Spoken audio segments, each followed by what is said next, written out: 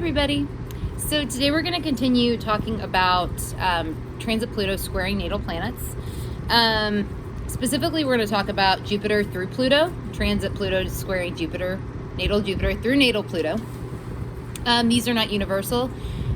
You would want to take the entire chart into account. These are just some ideas that you might play with if you notice you or somebody else has transit Pluto fucking around with one of with Jupiter, Saturn, Uranus, Neptune, or Pluto itself. I also forgot to mention in the last video one way to ease the tension with the square, and squares are tension, they are challenge, they are frustrating, they are they're also a struggle.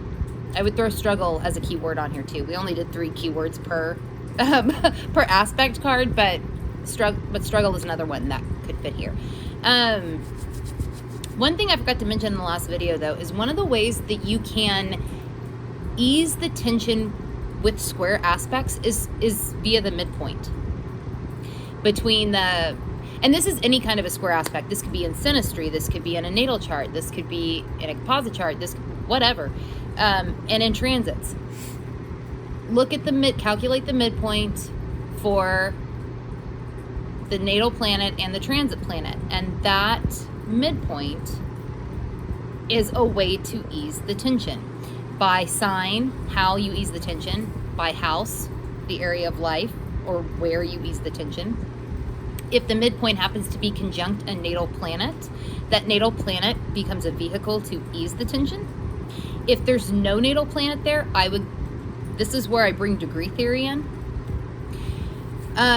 Because like, let's say the midpoint was like in an Aquarius degree. Aquarius has an affinity for Saturn and Uranus because those are the planetary rulers of Aquarius. You would want to look at it through like an Aquarius, look at the midpoint through an Aquarius or Saturn Uranus kind of way. That's how I incorporate the degree theory. That's one of the ways. So definitely look to see what the midpoint is between square aspects, even in transit. Wanted to throw that out there. So let's talk about Pluto again real quick. It got really cold, like not super cold compared to other places, but it got cold for here today. So it's windy and shit, making my allergies act up. So if I'm like going a whole bunch of shit, that's why. Okay, so let's say you've got Pluto, transit Pluto. Pluto in general is going to transform. It's going to destroy and then rebuild. It is going to, it's about power and intensity and obsessive compulsiveness or obsessions and or compulsions. Pluto also wants to, Pluto knows it needs to let things go, but it also has a really difficult time doing this. So some of these themes come up with Pluto, thus some of these themes come up with transit Pluto too. So like, let's say you've got transit Pluto and it's squaring your natal Jupiter. Okay, so Jupiter is all about, it's about abundance and expansion and beliefs and truth and what's possible and understanding things and even luck, right? And lots of other things. But those are some of the big ones. So when you've got transit Pluto squaring natal Jupiter, this is a time where there are probably some like power struggles with what you believe, what you understand, what you know. All of those kinds of things are it also feels like beliefs are going to be tested. Beliefs and truth could even be destroyed. I have this, I'm almost out of this completely. It's almost done. But I can vouch for that it very much what I thought was true, what I believed was true during this transit turned out to not be true. Or what I thought was true was not. And There are other transits that could play into this too, but I think this was probably a big one, especially since Jupiter is my chart ruler. It's probably it was a big shift in what I thought was true, and even what I believed in. And I don't need to go into that. That doesn't really matter. But that kind of stuff it doesn't really matter to y'all. But those kinds of themes can come up when you have Pluto squaring Jupiter. Of course, this will depend on your whole chart and what sign Jupiter falls in, and what house Jupiter's, and what other aspects Jupiter makes. You also want to look at the house cusp that has Sagittarius on it. And if you use traditional and modern rulership, you'd want to look at the house cusp that Pisces is on as well. Those two areas of life are also going to be impacted by this transit, along with the house that Jupiter falls in and the house that transit Pluto is hovering around. Sorry, my incense is going kind of like ridiculous over here. I'm going to move it. So definitely look at those two. And take the house cusps into consideration. The sign that whatever planet's being hit by transit, the house cusps that they're the planetary ruler of, definitely take those cusps or cusp into account when doing this. Okay, so let's say you've got transit Pluto and it is squaring natal Saturn. So these are like these are like the two big daddy energy planets, essentially challenging one another, so to speak. Not real easy. So Saturn can deal with limitations and boundaries and restrictions. I also think, though, at the same time, and I've mentioned this before, that Saturn wants you to break through those limitations and those restrictions. I think it does. But I think, you're going to be tested throughout your life to see if you can do this. This is a test. Transit Pluto squaring natal Saturn is a test in this. It's also possible that, Saturn does deal in boundaries and enforcing boundaries. If you already enforce boundaries well,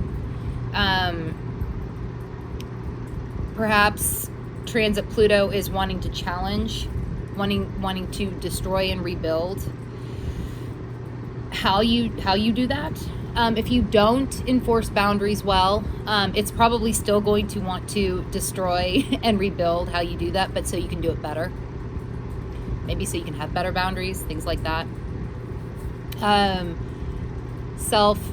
Mastery is another thing Saturn deals with. Transit Pluto might be destroying and then rebuilding that. And it also just feels like power struggles with authority. Also, Saturn can deal with authority, not just self-authority, but the way that you relate to authority in general. Could be that transit Pluto is going to make you feel like authority is challenging you. That's very possible. Of course, that would depend on what all is going on in the chart. Also, a maturing. Saturn is maturity too. And transit Pluto could be intensely challenging that maturity that you think you have already. Maybe you find you don't have it quite so much, and it is destroyed and then rebuilt better. Or maybe it's just to test and see how mature you actually are already. It's always possible too. You'd want to look at the house cusps that have that have Capricorn and have Aquarius on the cusps, because those houses will be impacted as well, as will the house that natal Saturn falls in, and the house that transit Pluto is hovering around. All of those different areas of life will be impacted by this transit. Okay, so let's say you've got transit Pluto and it is squaring natal Uranus. Now, Uranus is about liberation. It is reform. It is revolution. It is freedom. Chaos. sudden change. All of those things are what Uranus wants to express. So when it's squaring Pluto, when transit Pluto is squaring natal Uranus, this might be a time where like what needs to be liberated changes. There could be power struggles again in terms of liberation, feeling liberated, or freedom even. Absolutely. There could definitely be like a feeling, because transit Pluto is so powerful, it could feel like you just can't get there while this square is going on. Though that will go away. That will go away. It won't stay there forever. It will go away.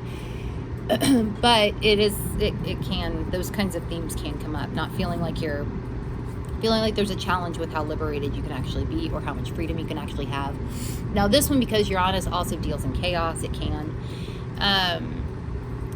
The more you fight Pluto doing its shit, the more chaotic this particular transit does feel like it could be. Which I know is so much easier said than done to not want to fight a Pluto transit. But it generally does make it harder or more chaotic. Yeah. So I would try not to do that. Okay, so let's say you've got natal Neptune squaring transit Pluto. Okay, so Neptune's a lot of things. I'm going to start with the way I might kind of rag on it, which is illusions. Neptune is the Lord of illusions. It's also a lot of wonderful things, but it is like the Lord of illusions. So you've got transit Pluto squaring natal Neptune, and this might be a time where those illusions are completely broken the fuck apart. Now, depending on the person, right? This may be a really difficult thing for them. Having illusions broken is always difficult, okay? It's always a difficult thing. But with Pluto there to like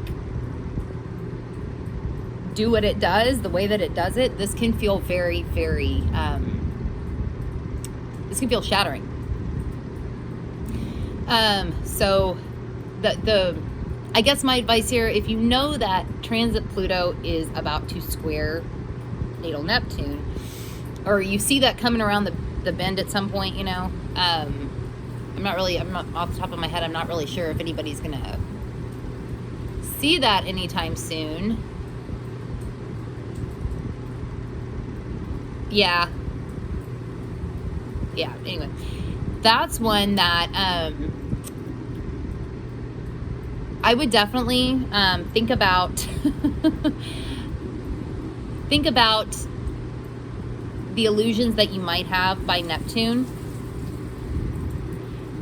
in your natal chart and try to get rid of them before the Pluto square comes along. I think that would make it easier. That is just my advice. Yeah, that's just, I think, good advice, because it would make this transit easier. I could also see a transit Pluto squaring natal Neptune being a time of like, since Neptune also deals with spirituality, it could, and faith, not religious faith, not in a religious sense, but like spiritual faith. There could be like a crisis of faith, or a crisis with spirituality that comes about at this time. It is possible, though this happens so that spirituality can be broken down, you know, and transformed and destroyed and then rebuilt. But it's not super easy. It doesn't seem like it would be super easy as it's going on. So those are just some ideas. Again, that's not like universal, but just some things that could be possible. Let's say you've got transit Pluto. Let's say it's squaring natal Pluto.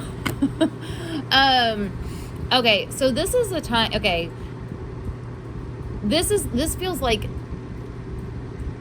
because Pluto itself, natal Pluto is power and control and intensity and needing to let things go, and transit Pluto is the same thing. I feel like when you've got Pluto square, when you got transit Pluto square natal Pluto, something is going to have to give. What that is, don't really know, because I'm not looking at a chart. But something's got to give, usually. Usually it'll be in the area of life where transit Pluto is, hovering around, or where natal Pluto falls, or even, the house that has Scorpio on the cusp.